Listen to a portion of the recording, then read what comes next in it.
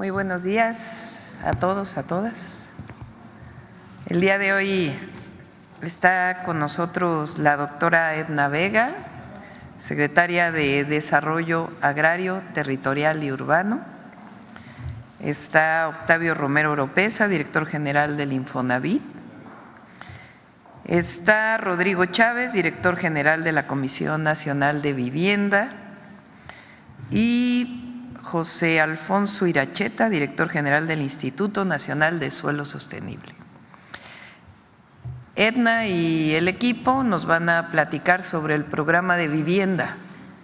Son, como lo anunciamos el 1 de octubre, 1 millón de viviendas que vamos a construir en el sexenio al menos, y además 1 millón de viviendas que vamos a regularizar. Ese es el objetivo. El 1 millón de viviendas que vamos a construir es una parte con el Infonavit y la otra con CONAVI. Es decir, para afiliados al Infonavit una parte y la otra para quienes no son derechohabientes y tienen ingresos menores o el mínimo o hasta 2 o 3 salarios mínimos. Vivienda popular, con un esquema de financiamiento. También está aquí Rocío Mejía, de Financiera para el Bienestar, que a través de Financiera vamos a financiar estas viviendas, ahora lo vamos a explicar. Y por otro lado está Rosa Isela Rodríguez, secretaria de Gobernación, que nos va a platicar sobre la selección de los que se hizo en el Senado para saber quiénes o qué espacios, más que quiénes, qué espacios van a ser o fueron seleccionados para elegirse como jueces magistrados el próximo junio de 2025. Entonces vamos a empezar con Edna, Octavio, Rodrigo, Rocío, José Alfonso y luego Rosa Isela. Muy breves, por favor. Adelante. Está bien el micrófono.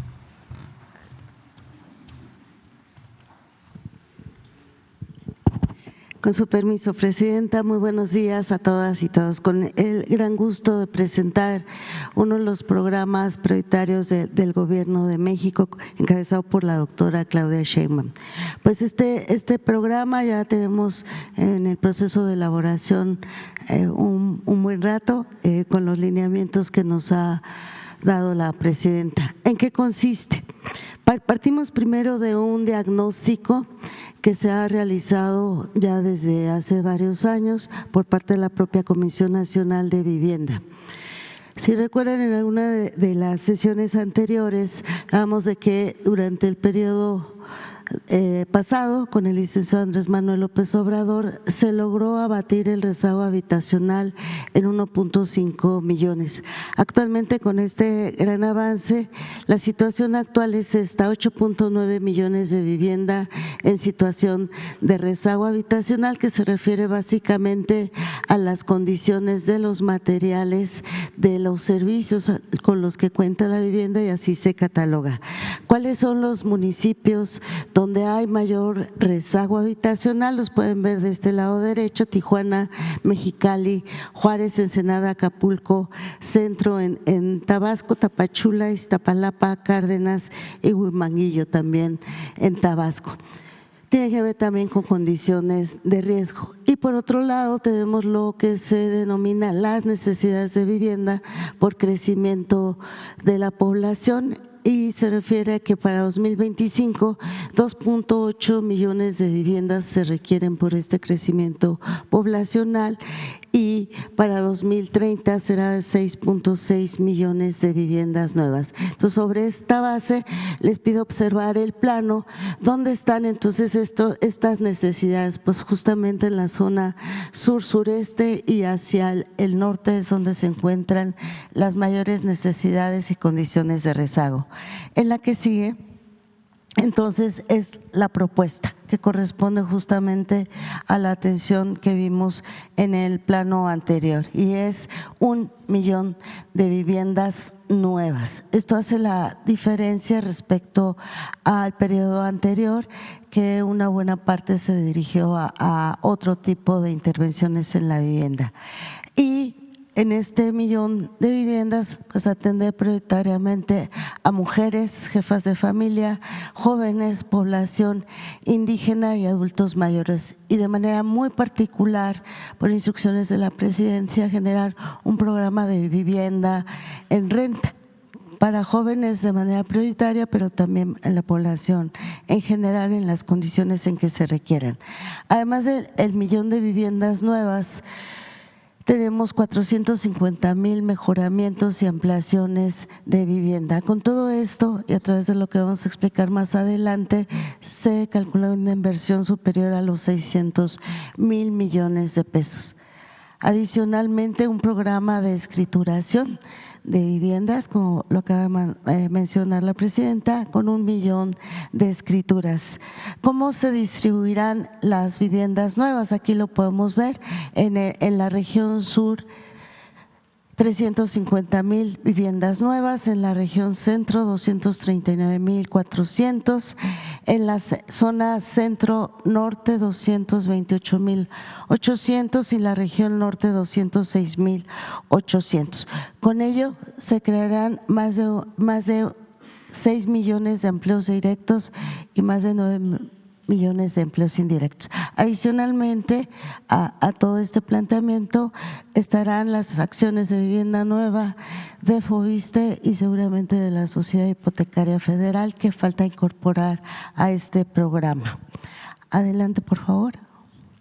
¿Cuáles son las características que buscamos en este programa de vivienda nueva? Primero, la atención a la población más vulnerable de este país, la atención al rezago habitacional, la atención al incremento demográfico, la atención muy particular también en las zonas de riesgo. Hay muchas necesidades a lo largo y ancho del país de familias que requieren ser reubicadas por su condición de riesgo y también por el efecto de cambio climático que ya estamos enfrentando de manera importante. A la población indígena, a los municipios donde hay altos índices de inseguridad, mejorando el entorno también se tiene un impacto positivo para ello, y esta necesidad de vivienda que deriva de los proyectos prioritarios del Gobierno de México, como son los trenes, y para mejoramientos y ampliaciones en zonas de mayor marginalidad o marginación. Adelante, por favor. También buscamos cumplir con los 7 conceptos de la vivienda adecuada que señala Naciones Unidas, que tienen que ver con los 7 componentes de ubicación adecuada, de contar con servicios, tener una habitabilidad adecuada. Todo esto que ustedes ven aquí tiene que ver con este concepto del derecho a la vivienda que señala Naciones Unidas, sin condiciones de riesgo, con servicios básicos, cercana a equipamiento, que no se vuelvan a construir conjuntos alejados de las ciudades y sin transporte. Por eso, cerca de las vialidades primarias y secundarias, áreas verdes, espacios recreativos y acordes a este concepto también de Naciones Unidas de la adecuación cultural. Adelante, creo que ahí termina. Y para 2025 ya muy particular, ya muy avanzado el programa con todos los requerimientos y en coordinación con gobernadoras y gobernadores. También 165,000 viviendas nuevas, más 100,000 mejoramientos en la zona oriente de la zona metropolitana del Valle de México y 120,000 escrituras. Esta es la meta para 2025. Adelante, adelante, por favor. Ahora presentaremos por parte del ingeniero Octavio Romero. Con su permiso, Presidenta. Muy buenos días a todas y a todos. Si me permite.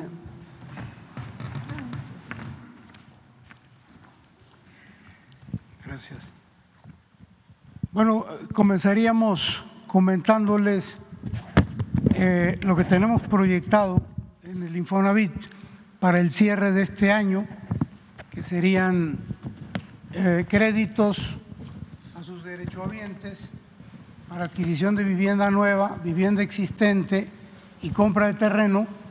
Queremos cerrar con 340,000 créditos, créditos para construcción de vivienda en terreno propio, 14,000 créditos, créditos para reparar, remodelar o ampliar vivienda, 224,000.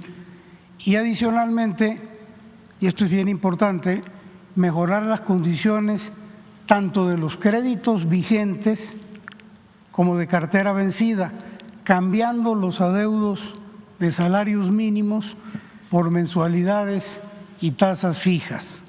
Esto es como pensamos cerrar el 2024. Ahora bien, ¿qué vamos a hacer en los 6 años adicionalmente a las acciones actuales? Bueno, primero que nada, construir 500,000 viviendas nuevas con una inversión en un primer saque de 288,000 millones de pesos. Son viviendas de interés social, de bajo costo, que actualmente no se están construyendo por los desarrolladores y que van a cubrir esta importante necesidad que se tiene de vivienda.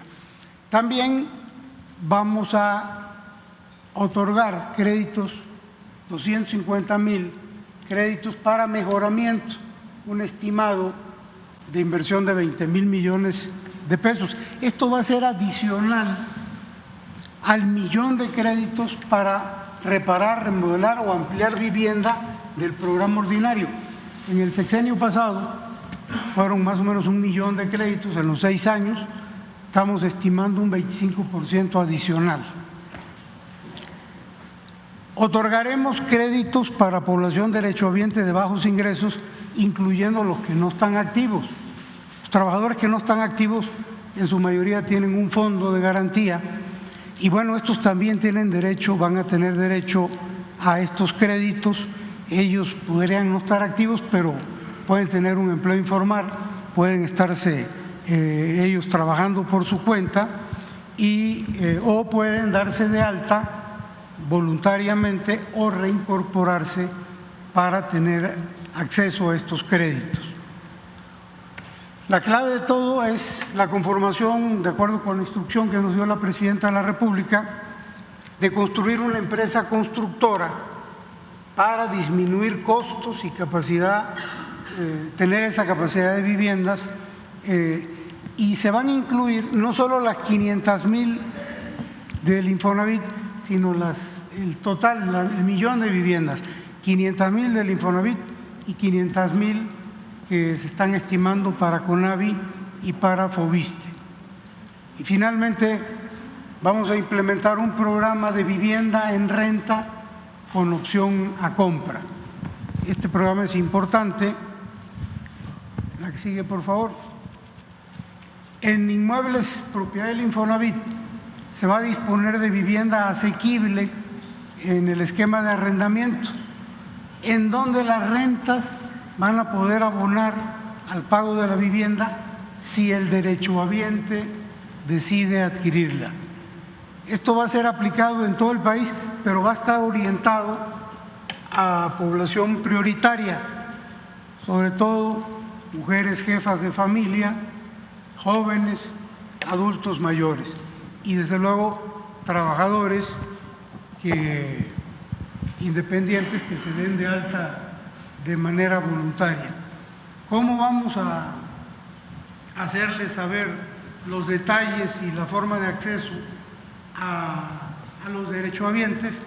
Bueno, a través de las delegaciones del Infonavit en todos los estados, a través de los centros de servicio, están en estas delegaciones, a través de la plataforma que tiene el Infonavit y desde luego con campañas de información que se van a seguir teniendo, como hasta la fecha tiene el Infonavit. Perdón. Perdón. Repito.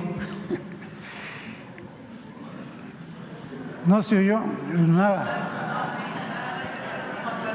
O empiezo de nuevo. La última. ¿Cómo puede acceder la persona? ¿Cómo se va a enterar la gente? A través de las delegaciones del Infonavit en el país. Hay centros de servicio, tenemos 32 en el país, en cada o más, y a través de las plataformas del Infonavit, las digitales, y a través de campañas de comunicación les vamos a estar haciendo saber cuáles son los detalles y los requisitos para este programa que nos instruyó la Presidenta de la República. ¿Es cuánto, Presidenta? Gracias, Octavio. Rodrigo. ¿Aquí o allá?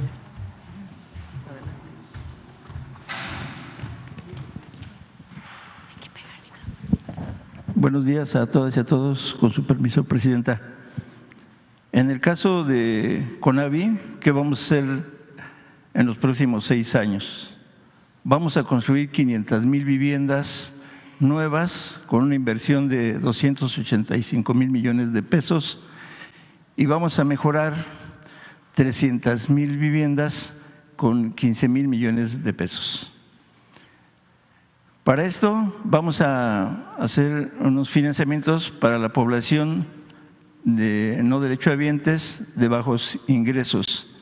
Se construirán viviendas adecuadas con todos los servicios hasta 60 metros cuadrados, es decir, con 3 recámaras y todos los servicios.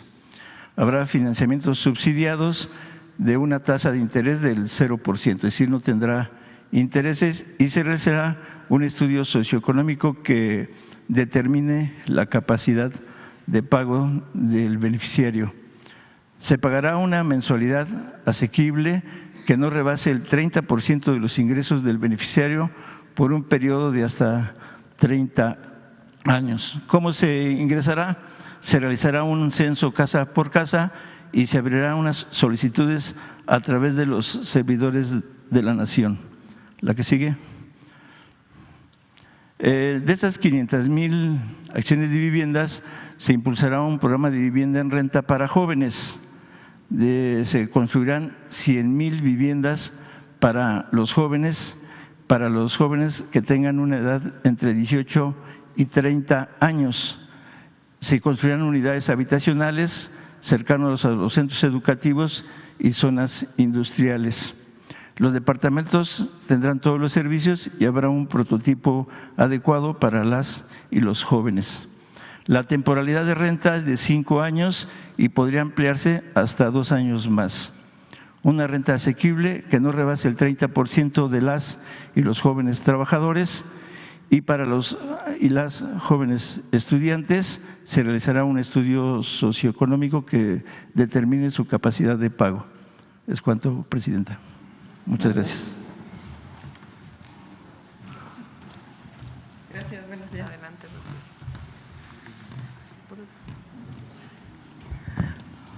Buenos días, con su permiso, Presidenta Claudia Sheinbaum.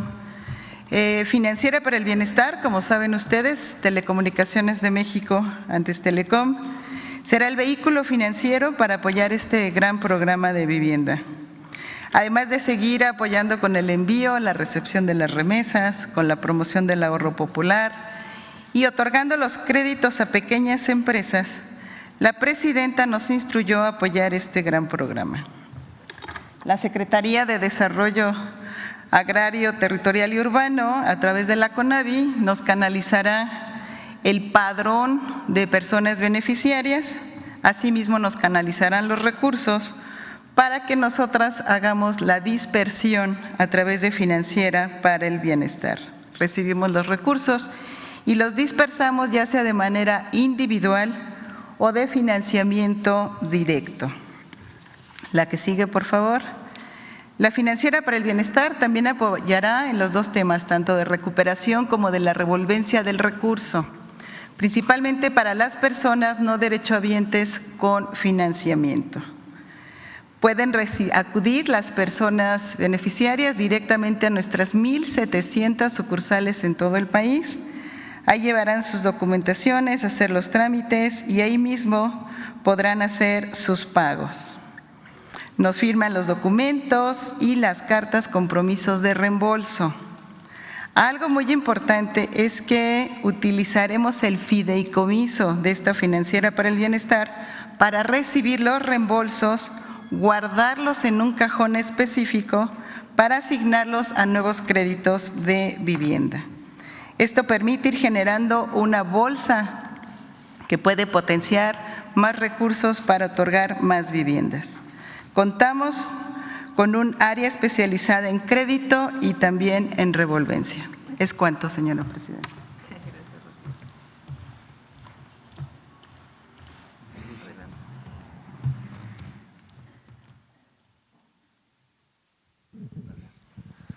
Buenos días a todos y todas. Con su permiso, presidenta. La siguiente, por favor. Bueno, en materia de escrituración y de titulación, aquí podemos ver las cifras.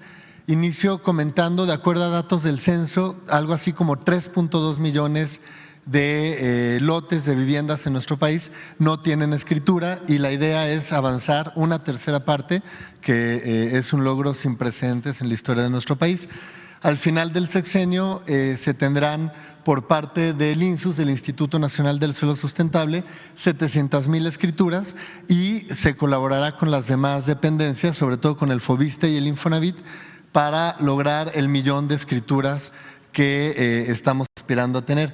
Hay que recordar, en muchos casos las viviendas se concluyen, por ejemplo, cuando son apoyadas con créditos de Infonavit o FOBISTE, pero no se transita hacia tener el título de propiedad y la idea es reducir también ese rezago, pero sobre todo en materia del trabajo que hace el INSUS, son los asentamientos irregulares que se encuentran sobre todo asentados en suelo ejidal, que son viviendas en condiciones de pobreza, de precariedad, y ahí es donde nos vamos a concentrar.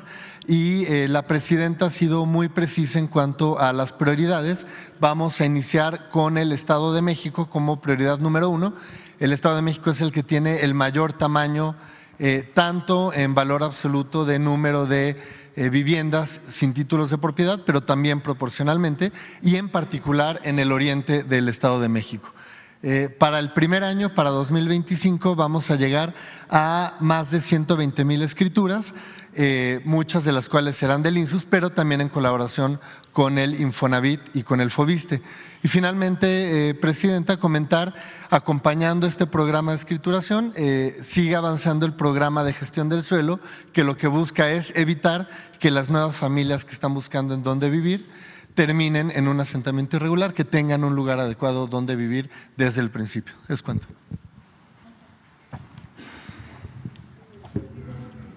Hay un video, a ver el video.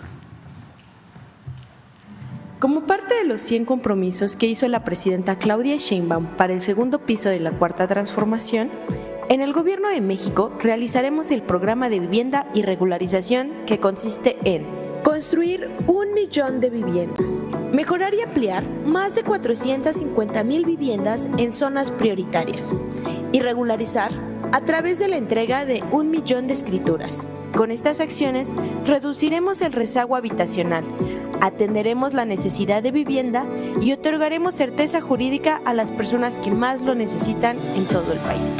Para el programa de 1,000,000 de viviendas, construiremos 500,000 viviendas para personas que no cuentan con seguridad social y otras 500,000 para personas derechohabientes. Estas viviendas estarán ubicadas en zonas cercanas a servicios de salud, educación, cultura, centros de trabajo, comercios y vialidades tanto primarias como secundarias. Contarán con servicios básicos como agua, drenaje, energía eléctrica, áreas verdes y espacios deportivos para garantizar la calidad de vida de las personas. Parte de las viviendas nuevas se destinará a renta social, mientras que otras podrán alquilarse con opción a compra.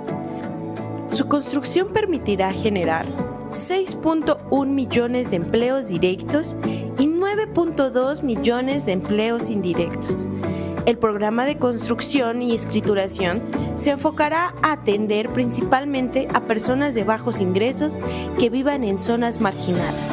Serán beneficiadas mujeres jefas de familia, personas con discapacidad, adultos mayores, jóvenes y población indígena, garantizando que los más vulnerables puedan disfrutar de una prosperidad compartida. En 2025 vamos a construir 165,000 viviendas y entregaremos al menos 120,000 escrituras. Para el Gobierno de México, el compromiso es continuar trabajando por un desarrollo y ordenamiento territorial con una visión humanista y equitativa. Gobierno de México, segundo piso de la Cuarta Transformación. Adelante, Rocío. Con su permiso, Presidenta, vamos a continuar viendo cómo van las acciones rumbo a la reforma al Poder Judicial.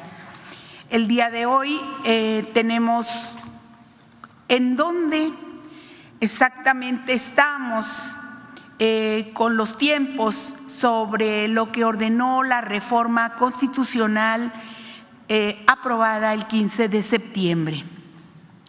Ordenó que el Poder Judicial elija a sus integrantes mediante una votación ciudadana. También estableció una elección extraordinaria en junio de 2025 para renovar la mitad de 1,699 magistraturas de circuito y juzgados de circuito. 3. Determinó que fuera el Senado de la República quien deba realizar el proceso de insaculación, seleccionando los cargos que las magistraturas de circuito y los juzgados de distrito que deberán elegirse el próximo año. Es el 1 de junio de 2025. ¿Qué dice el artículo 2 transitorio de la ley? Para el caso de magistradas y magistrados de circuito y jueces de distrito, la elección será escalonada, renovándose la mitad de los cargos correspondientes a cada circuito judicial en la elección extraordinaria del año 2025 y la parte restante en la elección federal ordinaria del año 2027 conforme a lo siguiente. 1. Para seleccionar los cargos a renovar en la elección extraordinaria del año 2025, el Consejo de la Judicatura Federal entregará al Senado de la República un listado con la totalidad de cargos de personas juzgadoras, indicando su circuito judicial, su especialización por materia, género, vacancias, renuncias y retiros programados y lo demás información que se le requiera. Y B, el órgano legislativo determinará la porción de cargos a elegir en cada circuito judicial, considerando en primer término las vacancias, las renuncias y retiros programados. Los cargos restantes serán seleccionados mediante insaculación pública, tomando como base la renovación de la mitad de los cargos que correspondan a cada especialización por materia. Y bien, ¿qué pasó el sábado? En el sábado 12 de octubre, el Senado sesionó por más de 7 horas y llevó a cabo la insaculación para determinar cargos de magistrados de circuito y jueces de distrito que se elegirán en 2025 y 2027.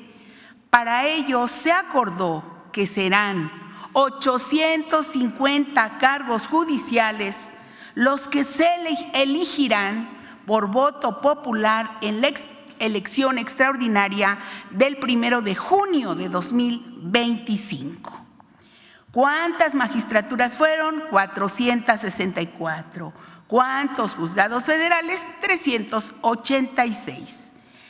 Para obtener este resultado, ¿qué hizo el Senado? Hizo 4 pasos. 1, dividió en números pares e impares las listas de cargos remitidas por el Consejo de la Judicatura Federal con base en el número consecutivo asignado por el propio Poder Judicial. Otro paso es que del total de 711 puestos surgieron por insaculación 350 tribunales y 361 juzgados de distrito. Además, se tomaron en cuenta 114 espacios vacantes, renuncias y o retiros programados de magistrados, así como de 25 jueces de distrito que fueron integrados de manera directa. Hay que aclarar que en ambos casos, magistraturas y juzgados, las listas que resultaron seleccionadas mediante una urna fueron las de números impares. 4. Se hizo un nuevo sorteo finalmente para ajustar la lista seleccionada exactamente a la mitad de todas las plazas de magistraturas y juzgados. Hay que aclarar que en el caso de los elegidos en la tómbola, fueron completamente al azar. Se garantizó la imparcialidad, así como el respeto en todo momento a los derechos humanos de las y los juzgadores. Asimismo, y con un enfoque de perspectiva de género, se decidió no incluir 8 plazas de juzgadoras que tienen condición de maternidad. Aquí enseguida nos pusieron los senadores cómo van y cómo es que tenemos que seguir los pasos, los días, la cronología de cómo vienen, qué va a pasar enseguida en este año 2024. Para el 16 de octubre, el Senado de la República, de acuerdo a la ley, debe emitir la convocatoria general para que los poderes de la Unión integren los comités de evaluación. Esto tendrá que ocurrir el próximo miércoles, ¿verdad? El 16 de octubre. El 31 de octubre se dará la instalación de los comités de evaluación. Para el 4 de noviembre se publicará la convocatoria para quienes busquen participar en el proceso extraordinario de elecciones del Poder Judicial el 1 de junio de 2025. Para el 24 de noviembre, la inscripción de las y los aspirantes que deseen participar en el proceso de elección. El 15 de diciembre próximo, los comités de evaluación verificarán la documentación presentada por las y los aspirantes. Así que antes del 15 de diciembre deben de estar aprobados los cambios a las leyes secundarias por parte del Congreso Federal. ¿Qué va a pasar en 2025? Algunos de los pasos. Para el 31 de enero, los comités de evaluación seleccionarán a los finalistas que consideren idóneos. Para el 5 de febrero se realizará la insaculación para depurar la lista de los aspirantes para obtener 3 candidaturas por cada cargo para ministro, magistrado electoral y magistrado del Tribunal de Disciplina Judicial. Y asimismo se obtendrán 2 candidaturas por cada cargo de juez de distrito y magistrado de circuito. Para el 12 de febrero, una vez aprobadas las listas de candidatas y candidatos, el Senado las enviará al Instituto Nacional Electoral. Antes del 15 de marzo, los congresos estatales deberán aprobar cambios a sus leyes locales para adoptar la reforma judicial. Del 30 de marzo al 28 de mayo será el periodo de campañas de las candidaturas. Así, recordar, subrayar que será el 1 de junio de 2025 las elecciones, esto es el primer domingo de junio, y después de la jornada electoral, el Instituto Nacional Electoral realizará los cómputos de la elección, publicará los resultados de la elección, dará las constancias de mayoría a las personas que resulten vencedoras, declarará la validez de la elección y para antes del 28 de agosto deberán estar resueltas las impugnaciones tramitadas ante el INE y el Tribunal Electoral del Poder Judicial de la Federación. Y pues el 1 de septiembre las y los juzgadores electos protestarán su cargo en el Senado de la República.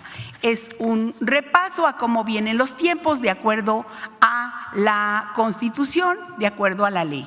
Eso sería, señora presidenta. Muchas gracias. Bueno, muy rápido. El programa de vivienda, 1 millón de viviendas, una parte para quienes son afiliados Infonavit, otra parte de vivienda popular a través de la CONAVI. Ya cuándo pueden registrarse, etcétera, lo vamos a ir informando también aquí en la mañanera.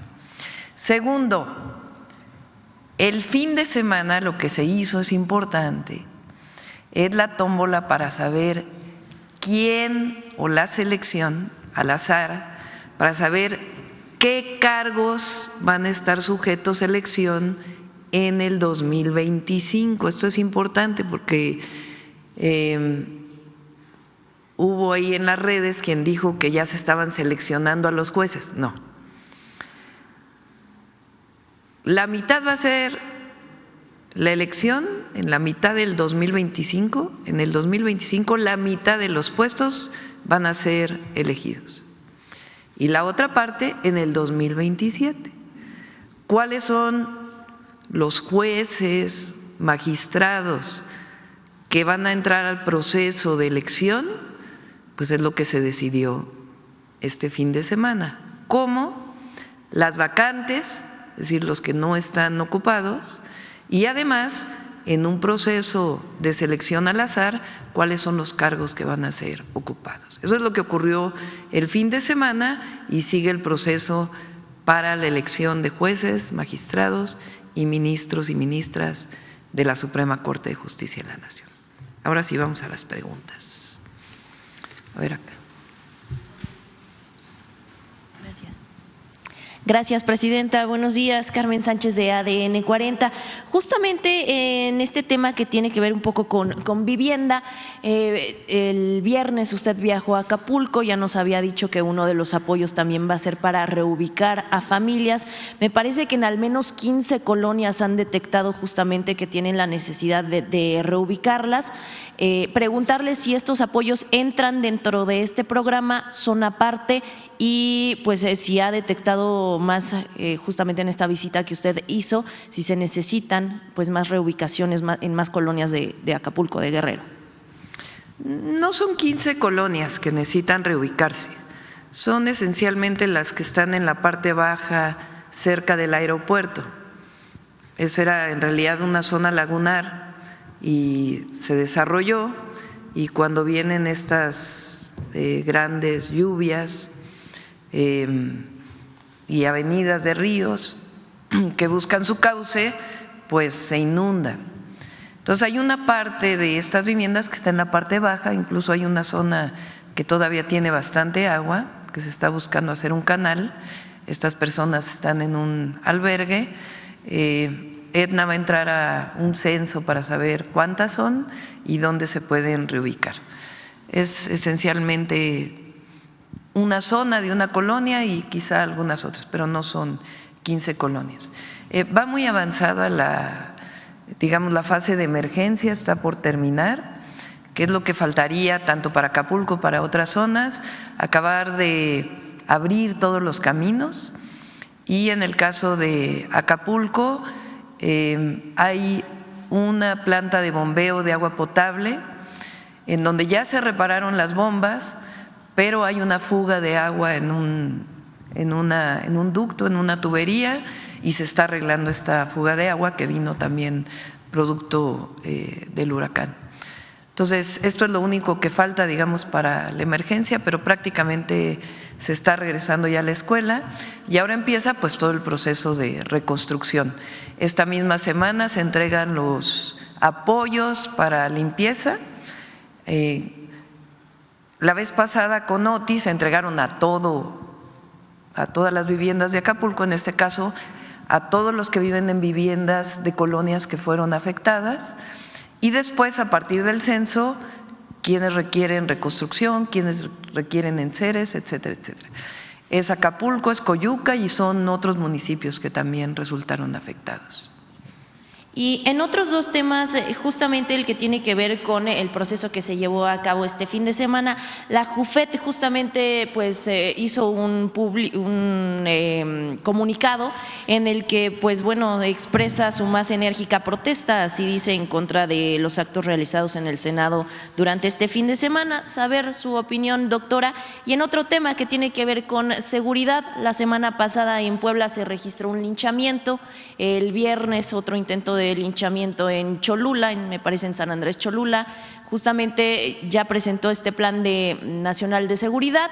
Si tiene algún punto específico para prevenir que pues los pobladores hagan justicia por su propia mano. Esos dos temas, por favor. ¿Qué es la JUFED? Judicatura Federal. No, la Asociación de Jueces, que por cierto ya decidieron regresar a trabajar. Un aplauso. Ya, es bueno que ya desquiten sus salarios. Fíjense, a ver, ¿por qué no protestan por esto?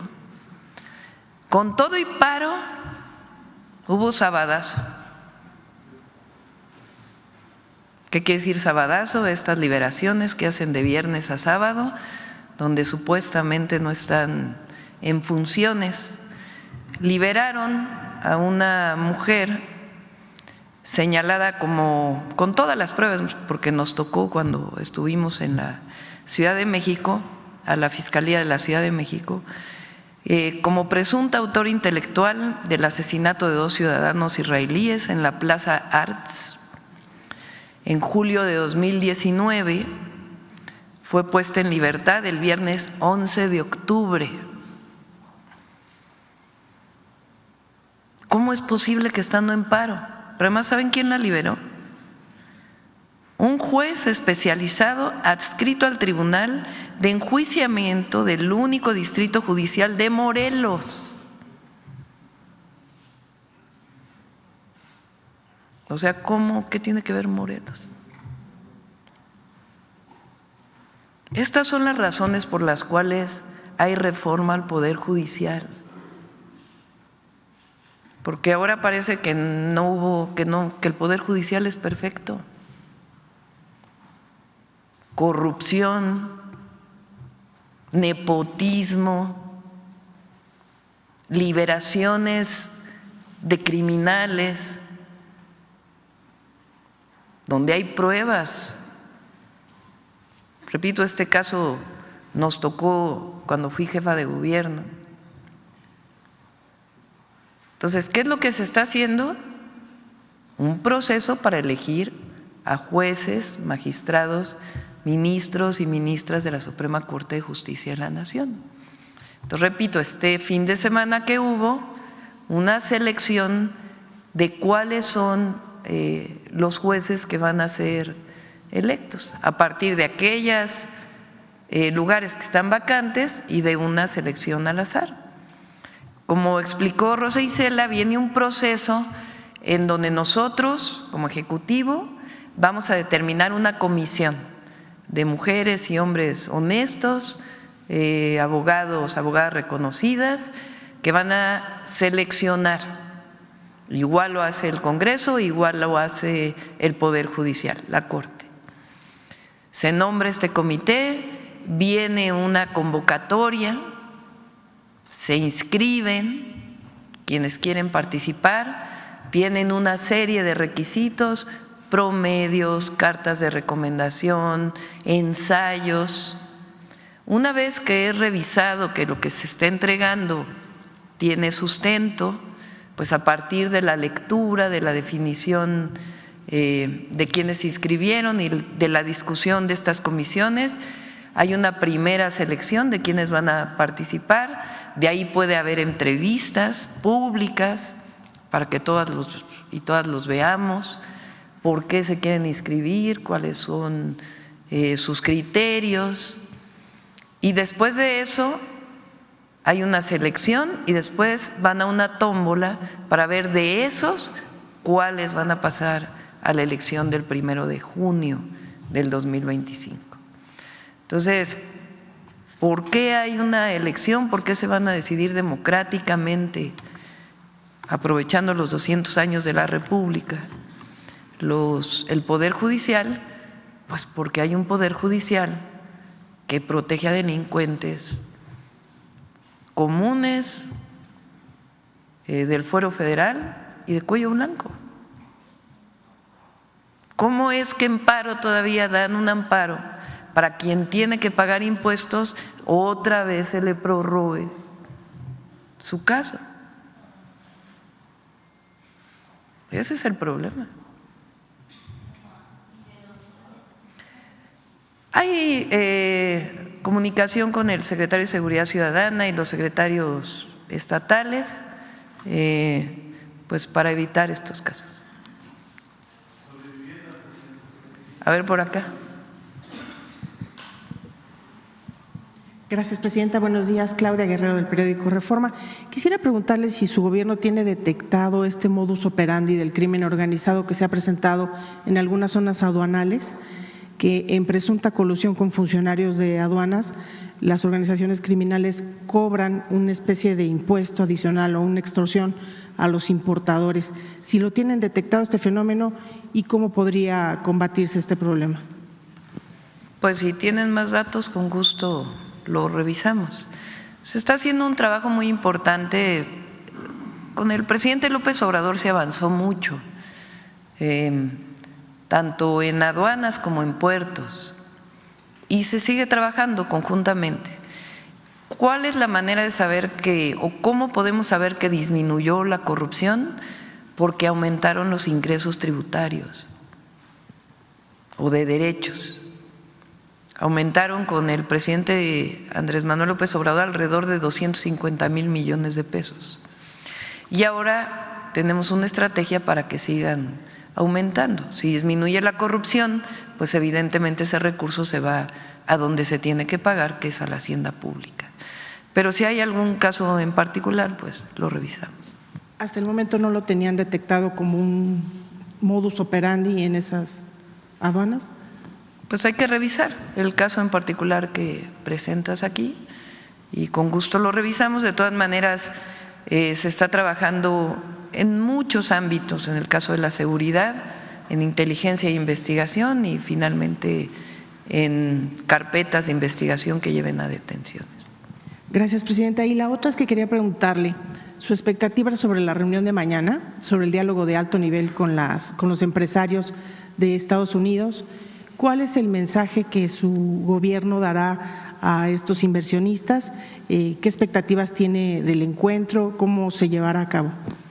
Si gustan, platicamos de eso mañana. Mañana viene Marcelo Ebrard, secretario de Economía, para platicarles en qué consiste este diálogo, el interés que hay de inversionistas, particularmente de Estados Unidos, en México. Y también va a haber una conferencia de prensa después, donde entre otros se van a anunciar algunas inversiones que ya están planteadas para nuestro país. ¿De qué se trata este encuentro? En su momento empresarios nacionales y principalmente de Estados Unidos plantearon la posibilidad de que tuviéramos un diálogo para conocer pues cuáles son los beneficios, los incentivos que se van a generar para la inversión en México. Yo lo dije el 1 de octubre, el tratado comercial con Estados Unidos y Canadá abre esta posibilidad de lo que se llama hoy la relocalización de las empresas. Muchas empresas estadounidenses que encuentran en México una oportunidad para invertir y a partir de la inversión poder exportar o incluso tener producción para el mercado nacional. ¿Cómo generar las condiciones para que la relocalización no solamente se mida en un indicador que es inversión extranjera directa, sino que signifique también bienestar, es decir, buenos salarios, vivienda, infraestructura, acceso a agua potable, etcétera, etcétera? ¿Y cuáles son las condiciones para que se den estas inversiones? Donde hay energía, va a haber energía eléctrica, donde hay agua. Entonces nosotros hemos desarrollado un programa que le llamamos de polos de bienestar, en donde la búsqueda es que se invierta, las empresas que tienen demanda de agua, pues que inviertan en el país, en donde hay acceso a agua, que se generen las condiciones de reciclamiento y al mismo tiempo que se siga cumpliendo con seguir aumentando los salarios en el país y que las viviendas que vamos a construir estén asociadas también a estos polos de desarrollo, polos de bienestar. Todo eso es el objetivo de platicarlo el día de mañana. Decía, el 1 de octubre yo planteé que entre nosotros no hay competencia, esa es la virtud del tratado.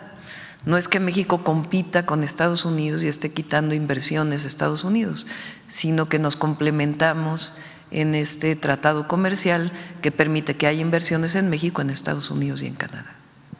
Gracias, presidenta. Jorge Alegría, que es el director de la Bolsa Mexicana de Valores, comentaba que a México se le está viendo con cautela. ¿Qué le respondería a usted? Pues no coincido con esta opinión. No sé a qué se refiera. Tengo conocimiento a través del secretario de Economía y de manera directa de muchísimas empresas que quieren seguir invirtiendo en nuestro país. México tuvo récord de exportación, ese es el principal socio comercial con Estados Unidos y esto va a seguir en nuestro país. Y lo que queremos es dar las condiciones para que haya la inversión privada y al mismo tiempo ordenarla. Hans. Ahí voy.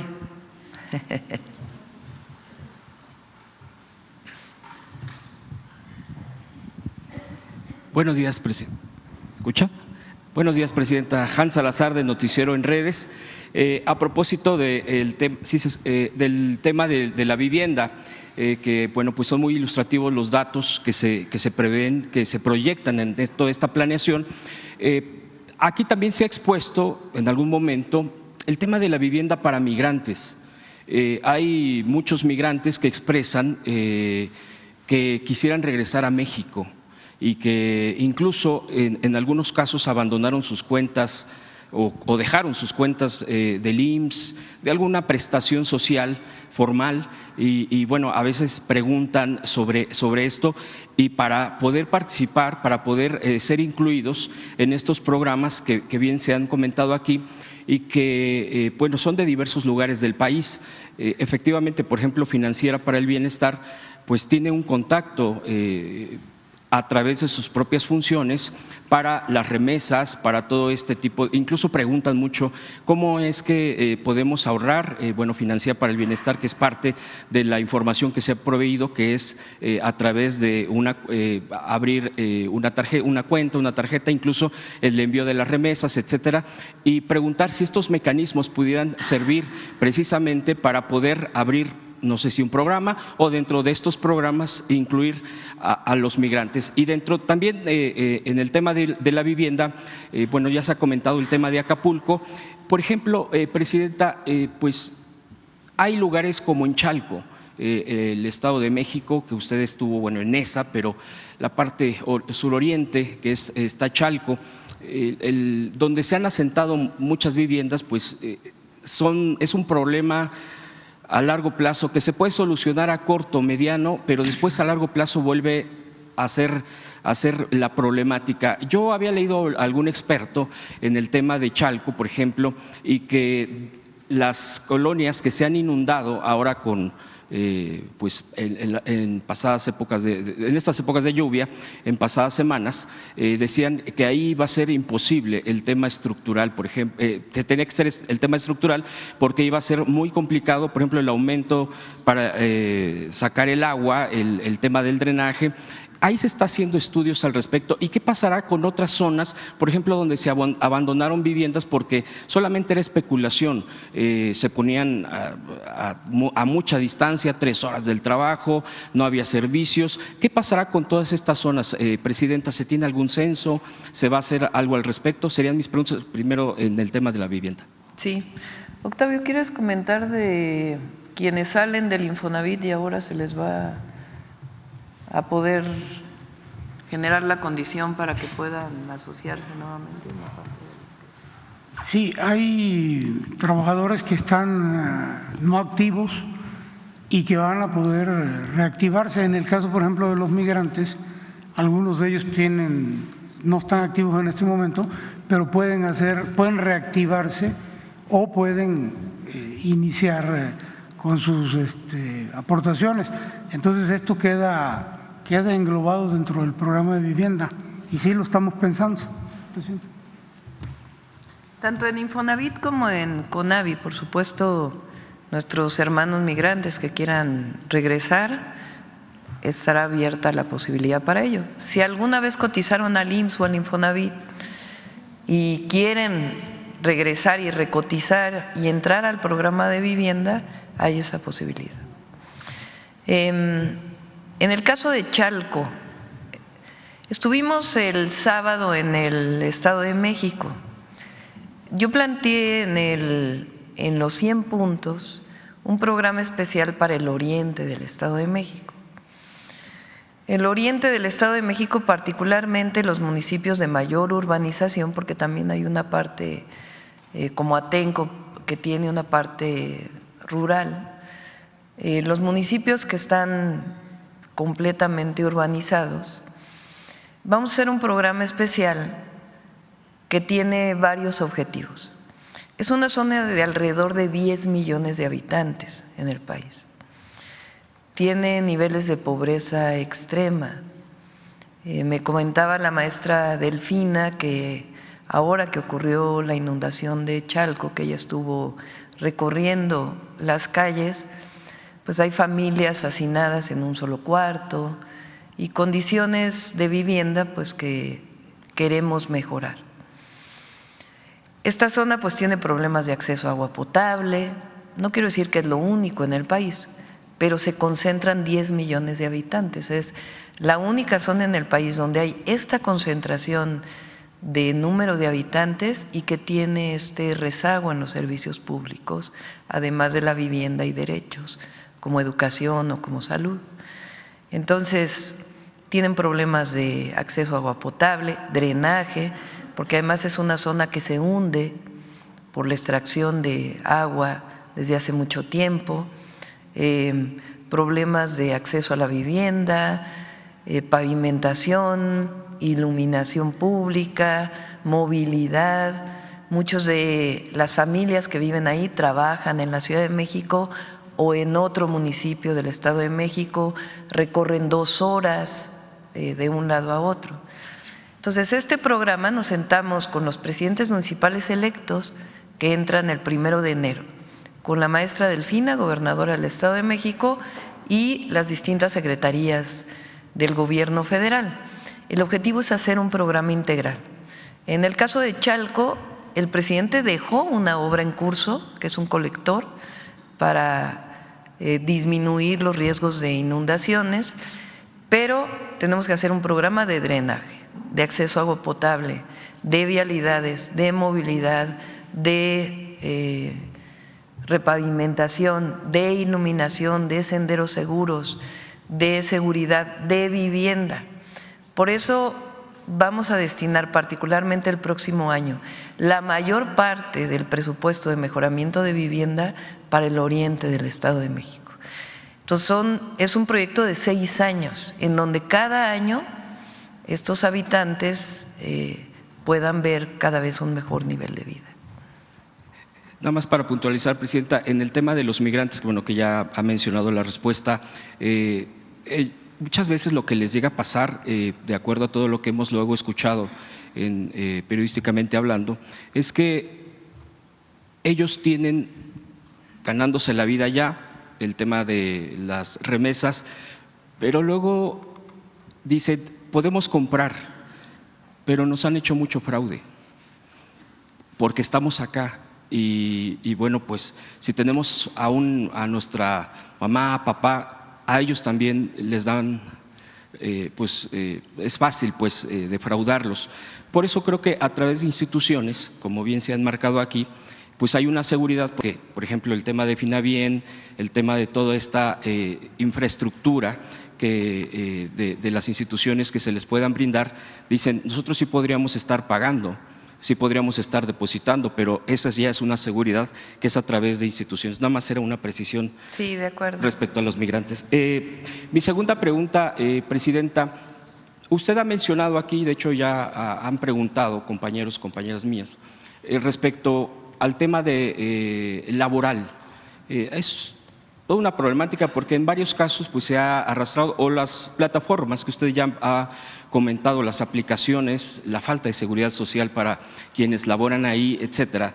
Es muchas aristas en torno a la problemática muchas veces que se tiene. Y otra de esas, que esa es la que le quiero preguntar en este entorno y en este contexto, es a la gente que tiene edades entre 40 y 60 años. Me sorprende mucho porque sí nos comentan muchísimo en la calle respecto a este tipo de situaciones con las empresas, pues porque dicen nosotros pues queremos laborar, pero ya no nos aceptan. Y donde aceptan está muy precario, o no hay seguridad, o son marginados en muchos sentidos, porque como no hay una regulación, dicen bueno, en todos lados te rechazan, pues aquí hay esto, y si quieres, obviamente en detrimento de derechos laborales mínimos, dignos para la gente.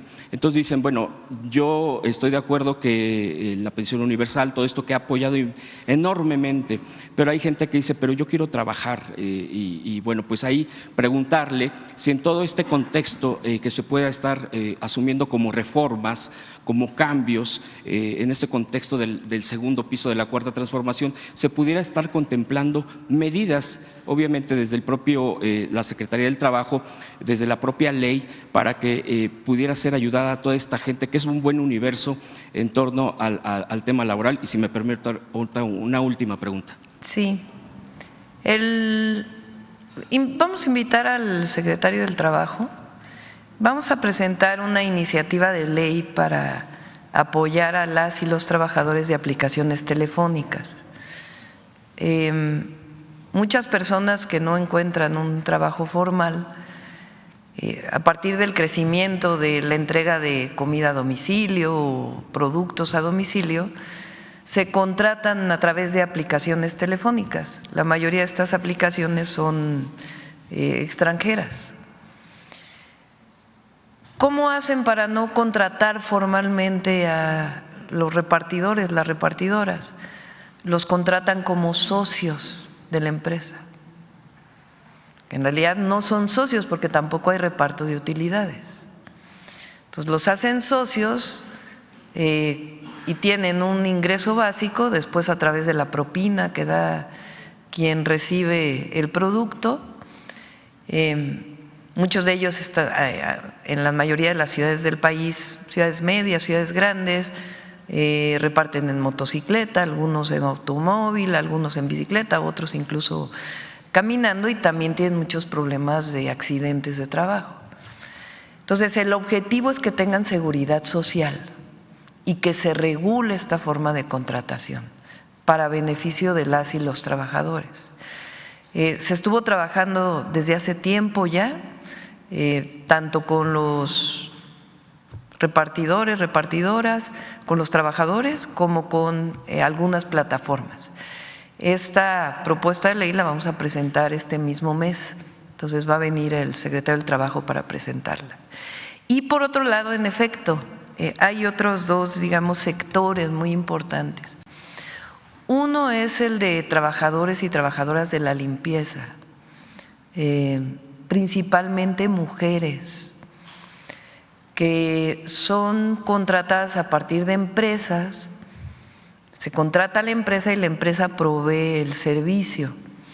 Y también tienen condiciones laborales precarias, ganan el salario mínimo, la mayoría de ellas, porque son mujeres, la gran mayoría, también hay varones, también hay hombres, pero no tienen, por ejemplo, horarios de comida o algunas circunstancias que incluso en toda la campaña me estuvieron manifestando. Entonces también ahí vamos a entrar a un proceso de mejora de las condiciones laborales por ley.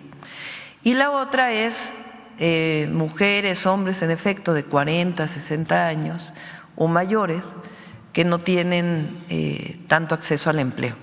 En los tres casos tenemos las propuestas y le voy a pedir a Marat que venga para presentarlo.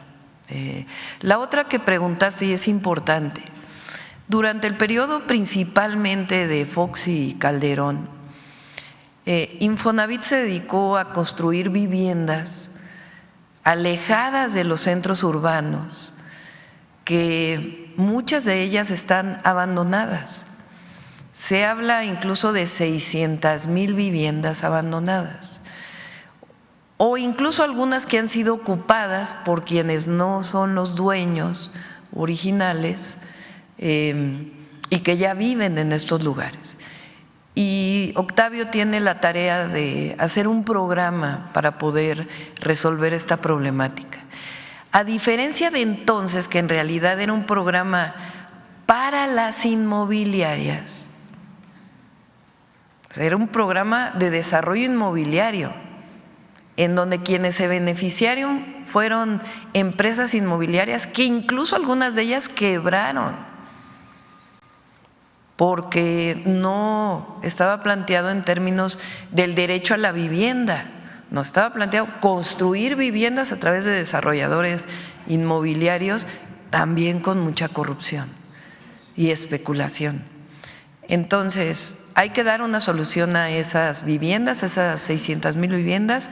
Lo vamos a presentar porque Edna, Octavio están trabajando sobre ello, pero este programa es completamente distinto. Si se fijan, estamos pensando en terrenos donde se construyan las unidades habitacionales cercanos a los lugares de trabajo, donde haya servicios, donde haya acceso a transporte público, y el objetivo es dar vivienda, generar vivienda para quien más lo necesita. Ese es el objetivo, el derecho a la vivienda, el derecho a un techo, no el construir viviendas por construir viviendas, que esa es pues la gran diferencia entre el periodo neoliberal y la Cuarta Transformación. Y por último, Presidenta, muchas gracias. Y por último, preguntarle, salió publicada una encuesta de Demotecnia, donde la califican a usted en una pregunta: ¿qué opinión tiene de la presidenta Claudia Sheinbaum?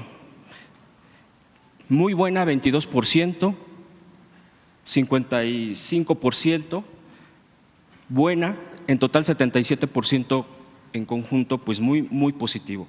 Y la otra pregunta, bueno, obviamente pues el resto se divide, independientemente de por quién haya votado para presidente, así dice, ¿usted cómo piensa que va a ser la doctora Claudia Sheinbaum como presidenta?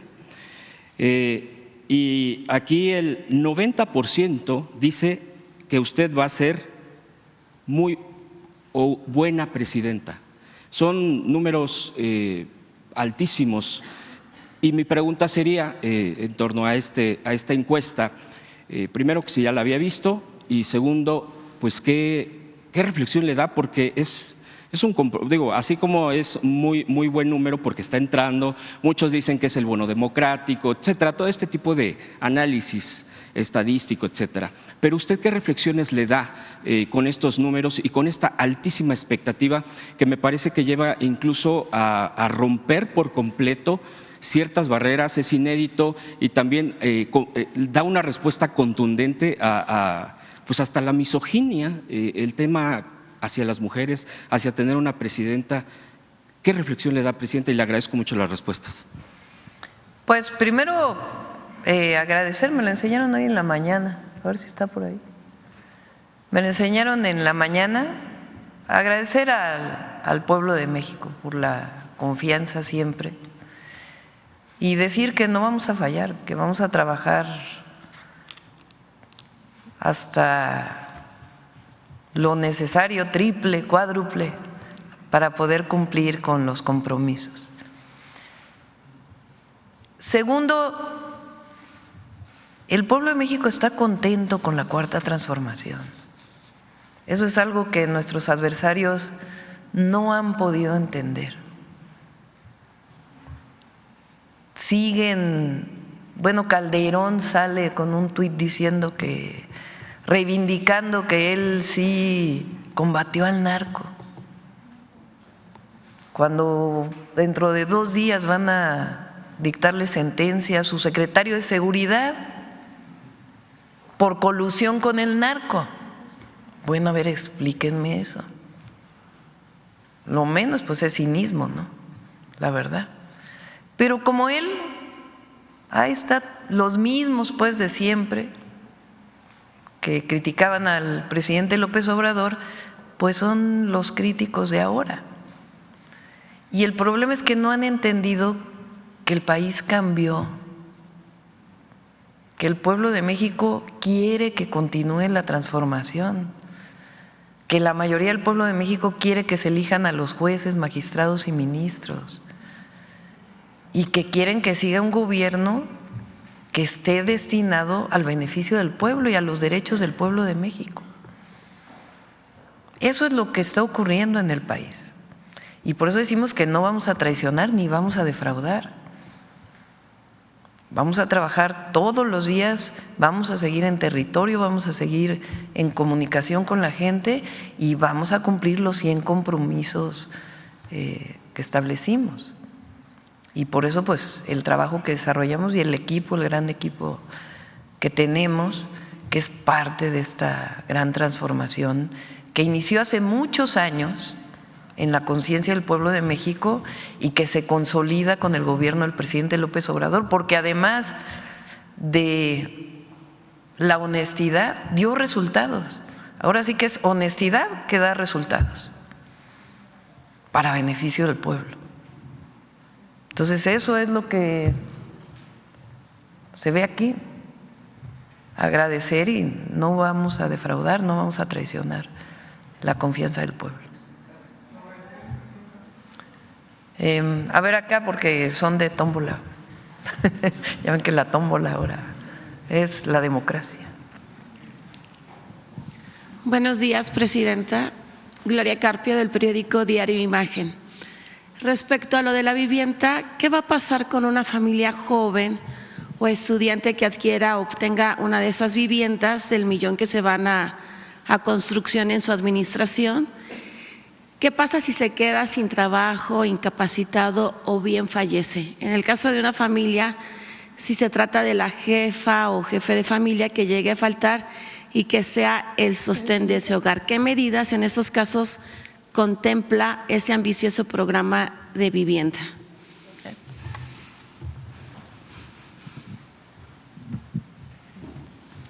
Evidentemente habrá reglas de operación de los distintos programas.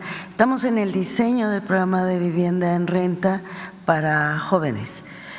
Al considerar que es la población más vulnerable de este país, la que más requiere estos apoyos, comentaba el director de CONAVI, Rodrigo Chávez, primero a quienes se da el financiamiento, 0 tasa de interés a 20 años, donde no puede rebasar el pago 30% de su ingreso.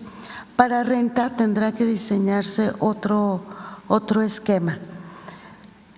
Hemos dado muchísimos créditos y subsidios en la Ciudad de México, donde se ha demostrado que la población más vulnerable es la que mejor paga, y solo en condiciones excepcionales como fue el COVID se tiende a una situación diferente, pero habrá consideraciones especiales en función de la razón por la cual no se pudiera pagar, pero en la elaboración de esas reglas estamos y convencidos de que la gente más vulnerable es la que paga más puntual y solo condiciones excepcionales. Las preveremos.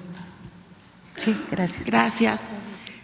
Ahora, el turismo es una de nuestras principales fuentes de ingreso y se tiene la versión que los 12 destinos de Quintana Roo no van a buen ritmo debido a diversos problemas. Se pedirá a la titular de turismo, Josefina Rodríguez, que haga un diagnóstico del caso y se eche a andar un buen programa de promoción para Cancún y los demás destinos turísticos del Caribe mexicano y de México. No tenemos esto que planteas. De hecho, una de las inversiones que se va a anunciar mañana es de ¿cómo se llaman? De los que llegan barcos con turistas, cruceros, de una firma de cruceros, de una empresa de cruceros, que quiere hacer una inversión muy grande justamente en Cancún y esta zona. Entonces no tenemos esta información. No vamos a regresar al esquema en donde durante el periodo previo al presidente López Obrador el turismo era la promoción turística, que eran muchísimos millones de pesos destinados a algunos medios y que en realidad también había mucha corrupción. Entonces hay otras formas de promoción turística que vamos a estar informando.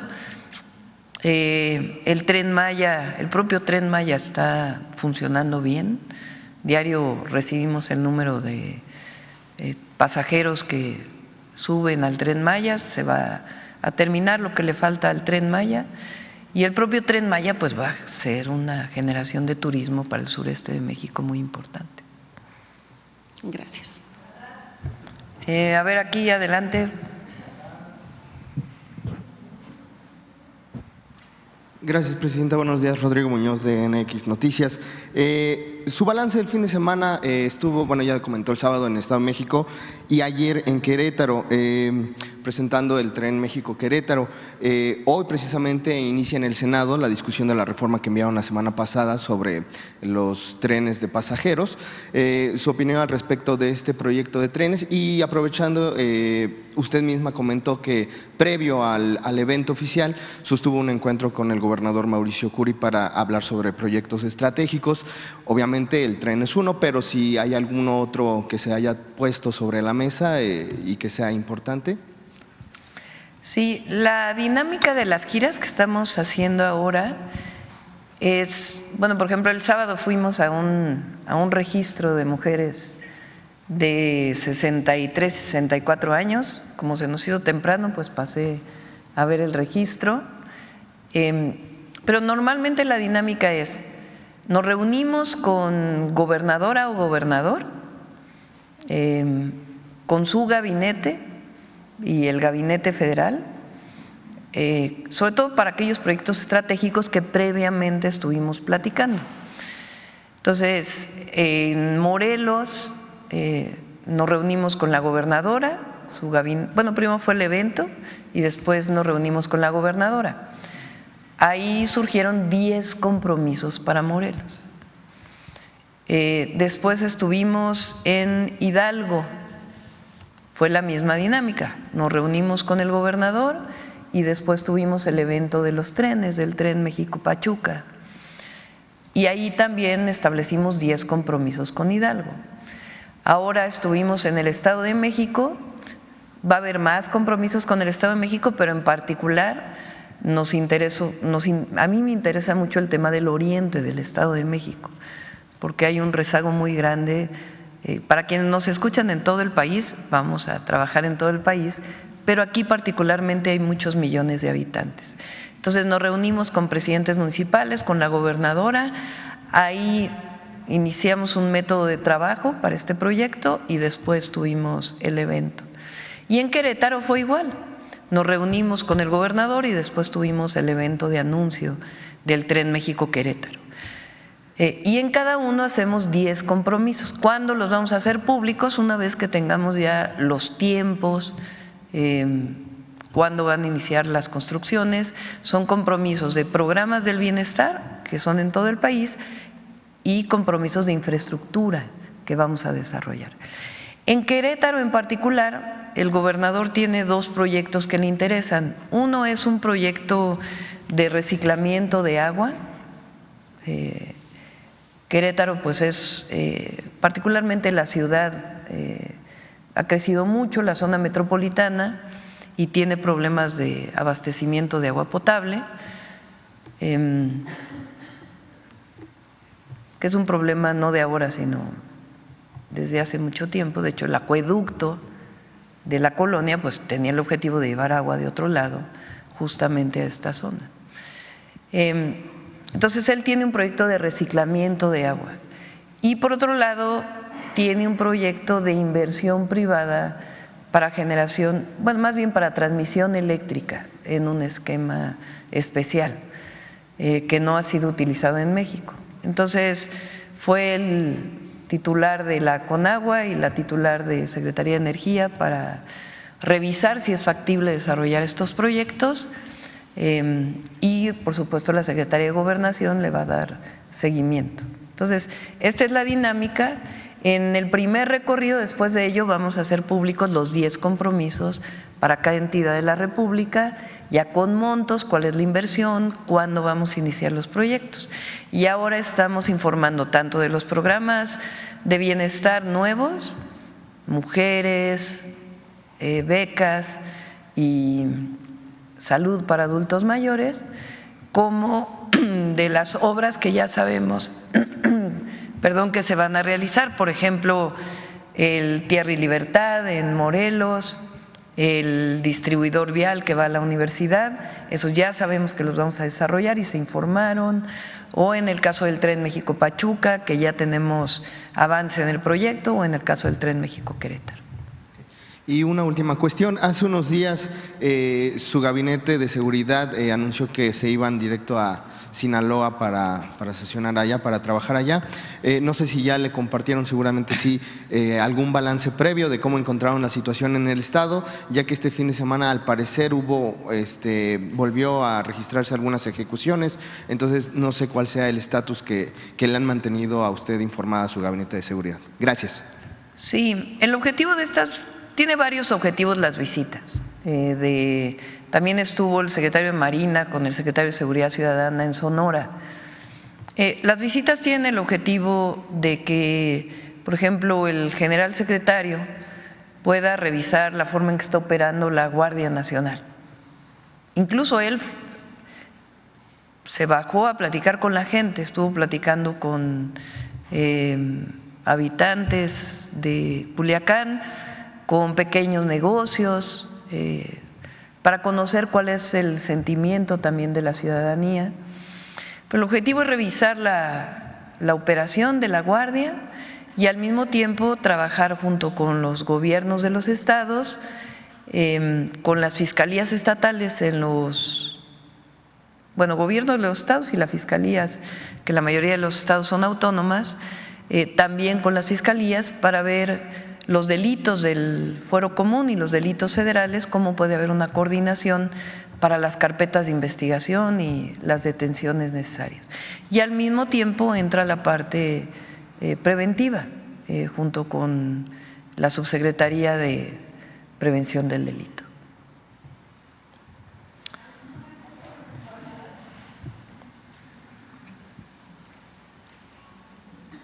Gracias, buenos días, doctora. Aurora Castillejos, reportera de Canal 14 SPR.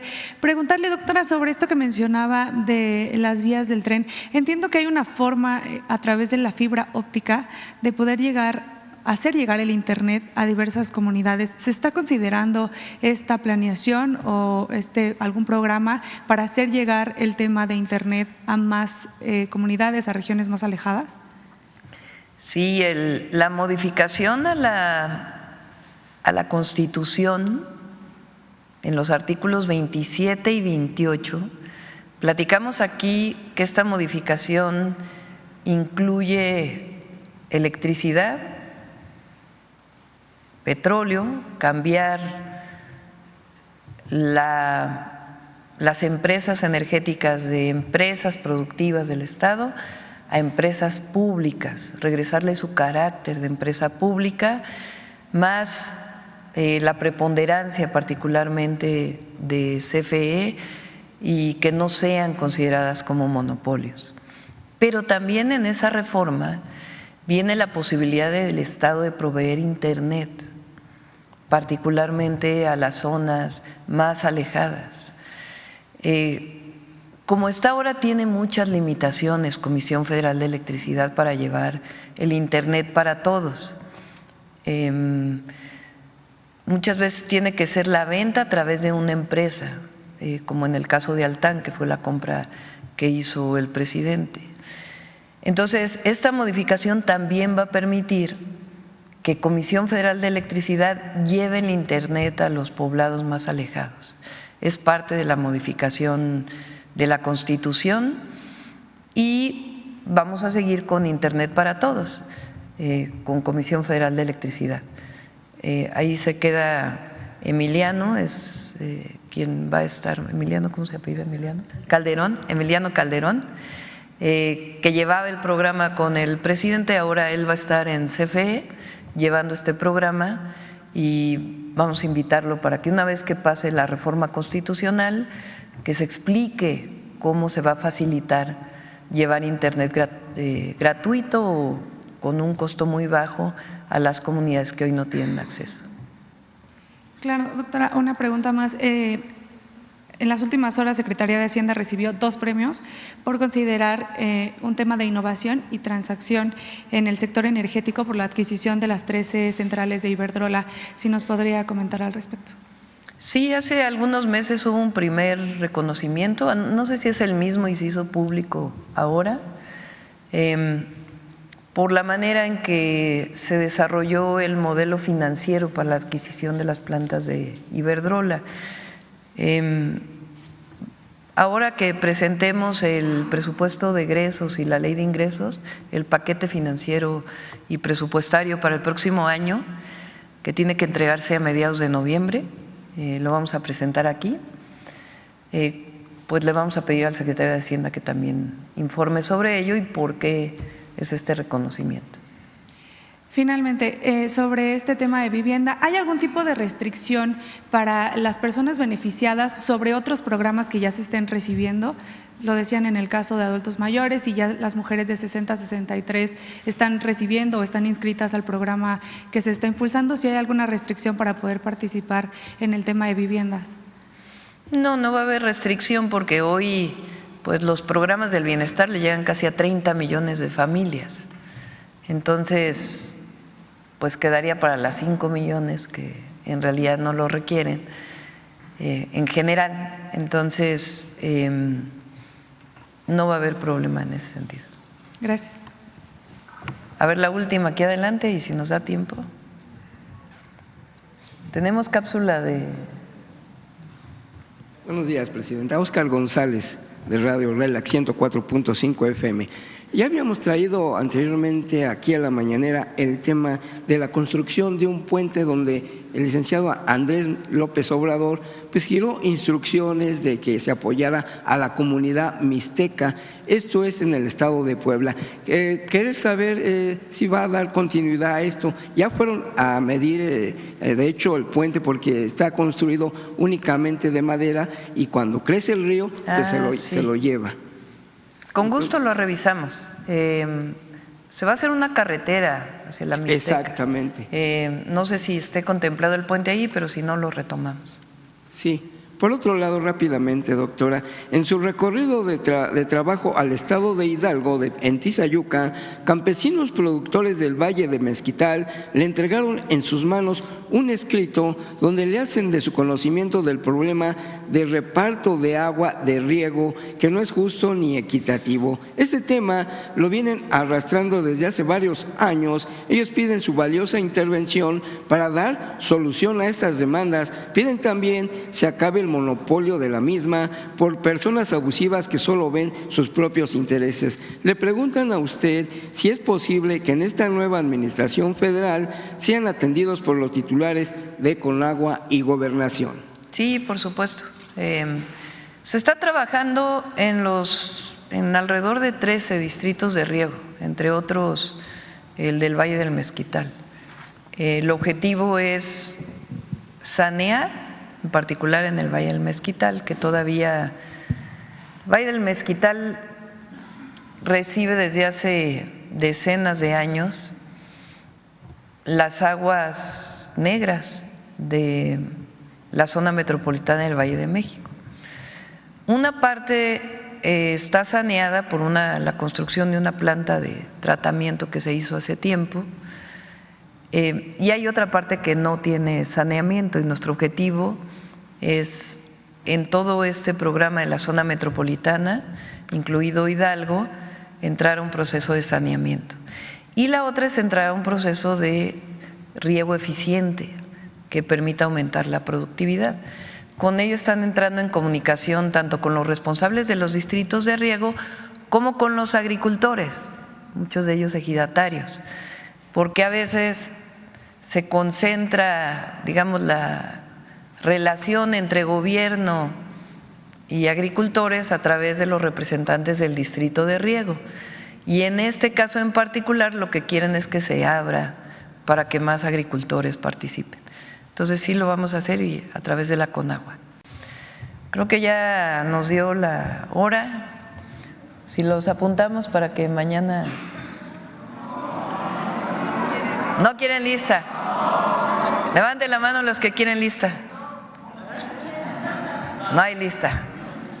Levanten la mano los que quieren tómbola. Tampoco. ¿Cuál es el otro método? No, pues a mano alzada luego está muy difícil. Bueno, mañana, a ver, hay uno de vivienda por ahí, ¿no? A ver, quien tenga preguntas de vivienda muy rápido, acá. Páramo. Sí, son algunas dudas acerca del tema de vivienda. Usted conoce perfectamente, en la Ciudad de México hay una reserva territorial todavía, pero aquí el tema es el costo del terreno.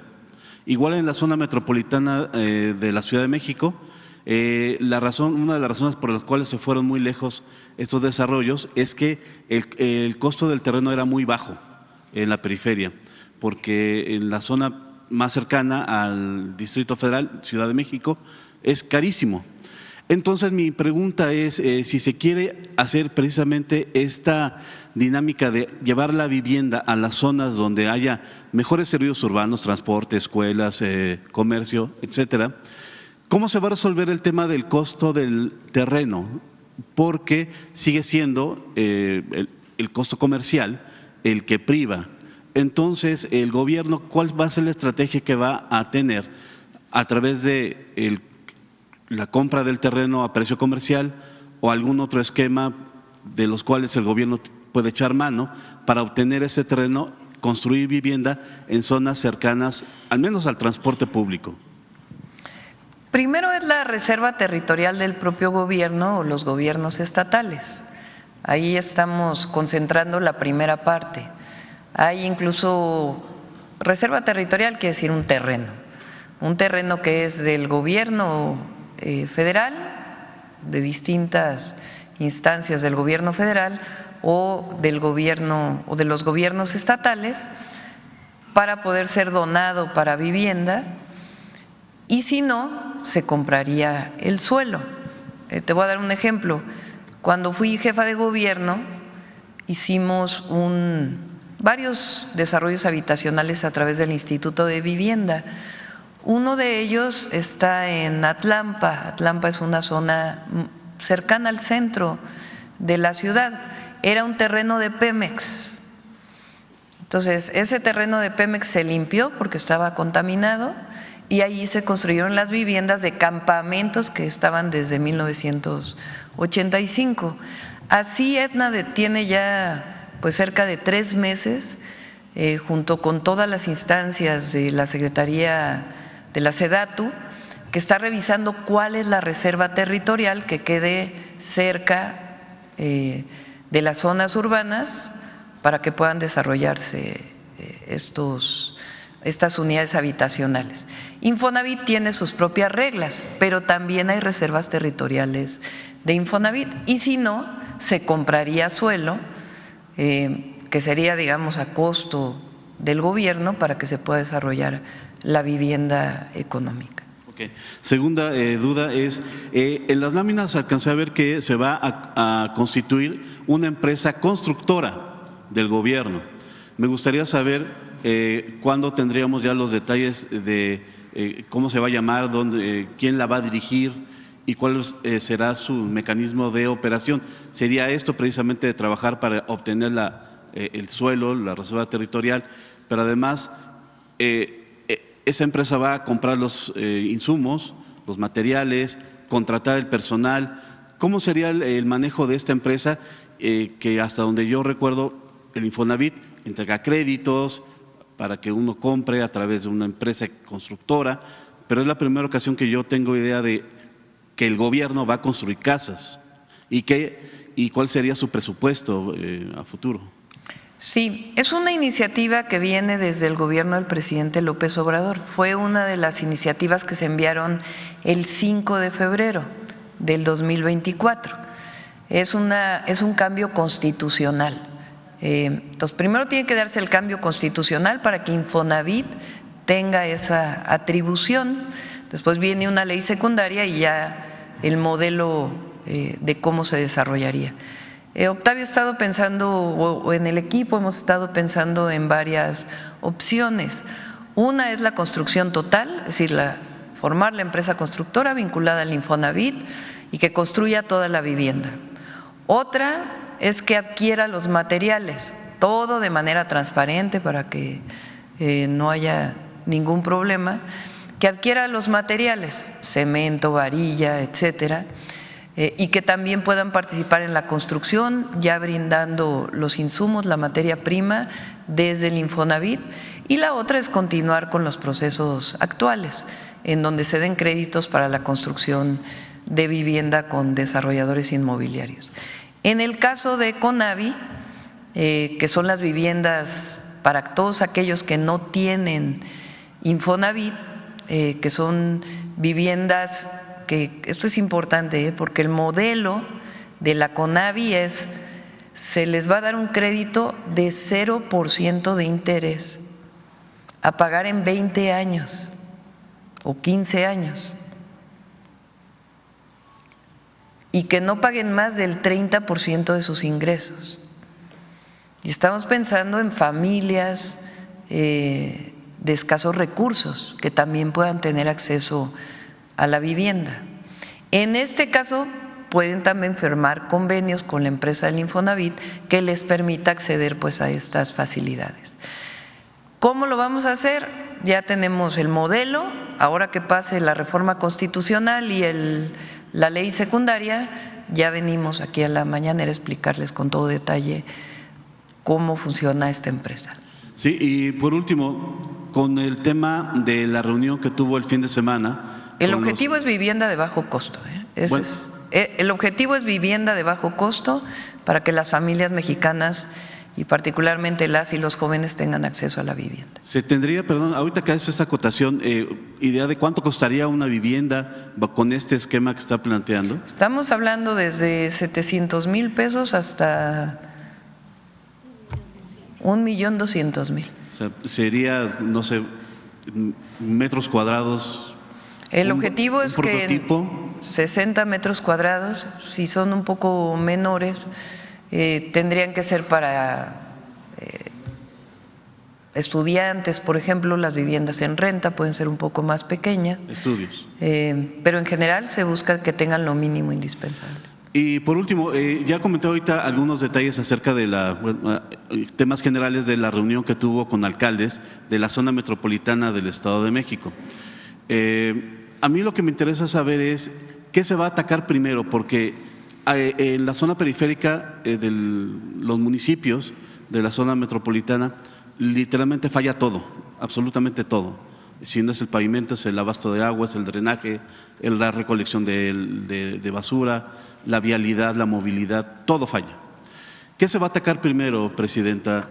Porque son más de 20 municipios, son más de 10 millones de habitantes, es literalmente entrarle a urbanizar un país completo en términos estrictos. ¿Y qué se va a hacer primero? Mejorar las vialidades, el abasto de agua. Ese es justamente el proyecto integral que vamos a desarrollar. No vas a pavimentar en donde después vas a arreglar la distribución de agua potable. Tiene que entrar primero uno y después el otro. Y la idea es que se junten los fondos, o sea, que el municipio ponga una parte, que el Estado de México ponga otra parte y otra parte el Gobierno de México. ¿Sería un tercio cada uno o sería otro? Ya lo vamos a presentar, cómo estaría, porque hay municipios como Los Reyes La Paz que su presupuesto es muy pequeño. Hay municipios como Ecatepec que su presupuesto es mayor, porque en Los Reyes La Paz viven determinado número de habitantes y la distribución presupuestal está vinculada, o la fórmula tiene que ver con número de habitantes, o Ecatepec que tiene 1.8 millones de habitantes. Entonces no podría ser igual. Entonces por eso es el desarrollo del proyecto integral y ya lo vamos a ir presentando y es para los 6 años. ¿Y nos esperaríamos hasta que tomen posesión los alcaldes o se van a dar? Sí, a partir de enero, de los nuevos alcaldes. Algunos repitieron, otros son nuevos. Gracias. Bueno, ahora sí cerramos con vida saludable.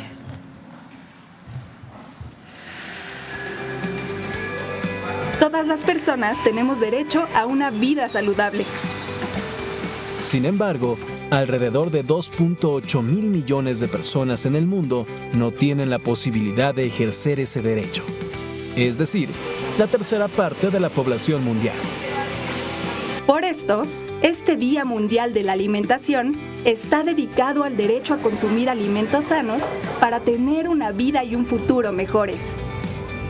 Justamente por ese compromiso con la creación de una sociedad más justa y más saludable, hay que proteger a las niñas y niños en la escuela, donde adquieren los hábitos y conocimientos que les acompañarán toda la vida. Durante décadas, las y los estudiantes tenían acceso a alimentos procesados que por su exceso de sal, azúcar y grasa ponían en riesgo su salud. Ahora, las escuelas serán el espacio en el que niñas, niños y adolescentes accedan a una alimentación sana y adecuada, que les permita gozar de salud y bienestar, al mismo tiempo que protege al medio ambiente. Para conseguirlo, el pasado 30 de septiembre se publicaron en el Diario Oficial de la Federación las medidas que garantizan a las y los estudiantes nutrición y salud desde los primeros años de vida. Los alimentos y las bebidas que se ofrezcan al interior de las escuelas deberán privilegiar ingredientes naturales o mínimamente procesados de la localidad o la región. Y si sus empaques tienen sellos de advertencia, no podrán estar en las escuelas. Las niñas y los niños tendrán al alcance verduras y frutas regionales y de temporada.